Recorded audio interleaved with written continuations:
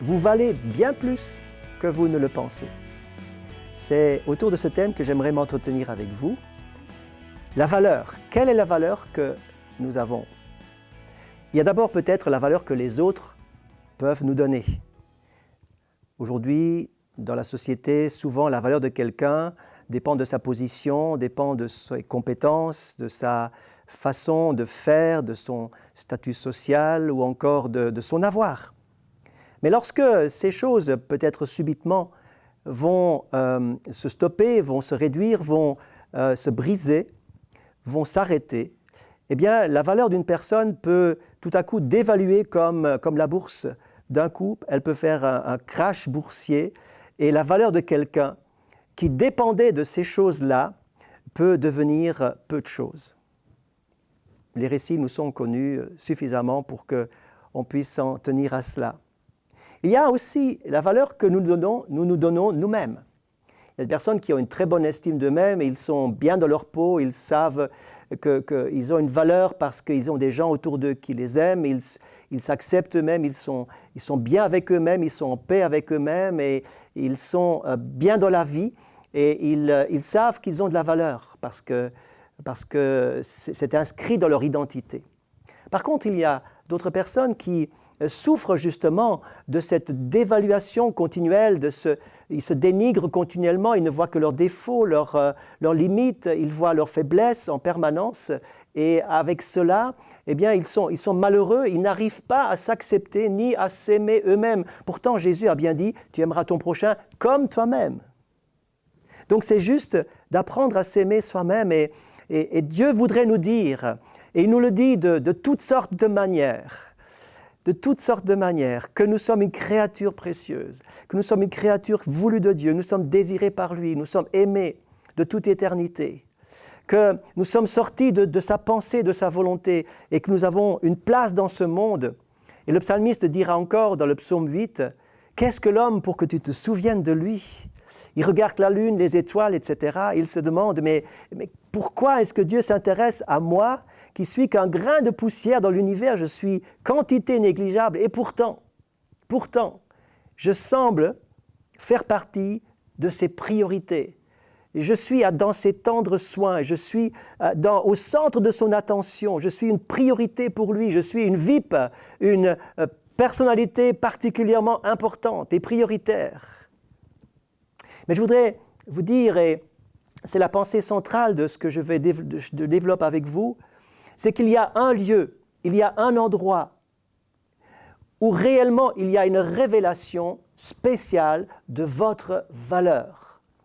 Souvenez-vous, en regardant ce lieu-là, en regardant cet endroit précis, vous allez retrouver votre véritable valeur aux yeux de Dieu et à vos yeux à vous. Un homme est en train de monter une colline, chargé d'une poutre, d'un fardeau.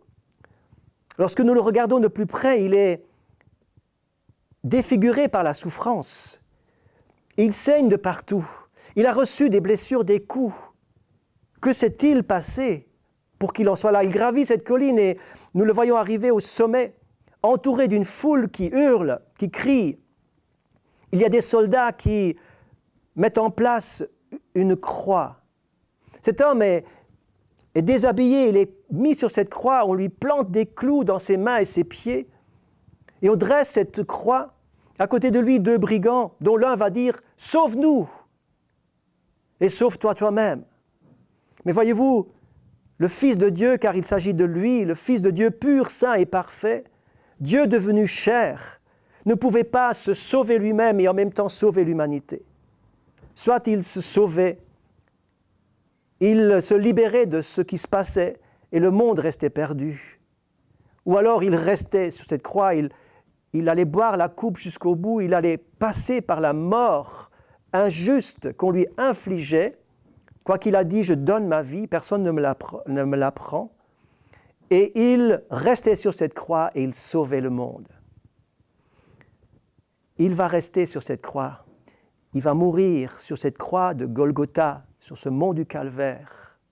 Et sur ce mont du Calvaire, ce lieu va devenir le lieu de la révélation de votre valeur, de ma valeur. Parce que Jésus a pensé à moi, il a porté mes fautes, mon péché, mon mal-être, ma souffrance, mes douleurs. Regardez ce que dit le texte dans Ésaïe au chapitre 53. Cependant, ce sont nos souffrances qu'il a portées, c'est de nos douleurs qu'il s'est chargé, et nous l'avons considéré comme puni, frappé de Dieu et humilié. Mais, il était blessé pour nos péchés, brisé pour nos iniquités. Le châtiment qui nous donne la paix est tombé sur lui, et c'est par ses meurtrissures que nous sommes guéris. Golgotha, le mont du Calvaire, est bel et bien le lieu de la révélation de votre valeur infinie, car Dieu a jugé nécessaire de donner son Fils unique et bien-aimé. Il a quitté le ciel de gloire pour venir sur la terre, pour me sauver, pour vous sauver. C'est pourquoi c'est bel et bien la preuve que nous avons une valeur extraordinaire et éternelle. Et la Bible dit encore dans Apocalypse au chapitre 3, « Voici, je me tiens à la porte et je frappe. Si quelqu'un entend ma voix, ouvre la porte, j'entrerai chez lui et lui, je souperai avec lui et lui avec moi. » Eh bien, ce texte montre ce désir d'intimité que Dieu voudrait, parce que vous êtes une personne prioritaire, une personne qui a une valeur infinie pour lui, et il désire avoir une communion avec vous. Laissez-vous donc sauver par lui. Réalisez votre valeur à cause de Jésus sur la croix du Calvaire, à cause de son salut extraordinaire. Vous avez une valeur infinie. Et ensuite, entrez en contact avec lui. Invitez-le pour être dans votre maison, dans votre cœur, et le bonheur vous sourira. Vous pourrez aimer votre prochain comme vous-même. Vous serez bien dans votre peau, vous serez en paix, vous serez en harmonie, vous serez en réconciliation avec votre Créateur qui déjà vous avait donné cette valeur. Maintenant, cette valeur est augmentée. Il y a une plus-value infinie à cause de ce lieu où Jésus révèle votre valeur. Oui, vous valez bien plus que vous ne l'avez pensé. Que Dieu vous bénisse et au plaisir de vous retrouver.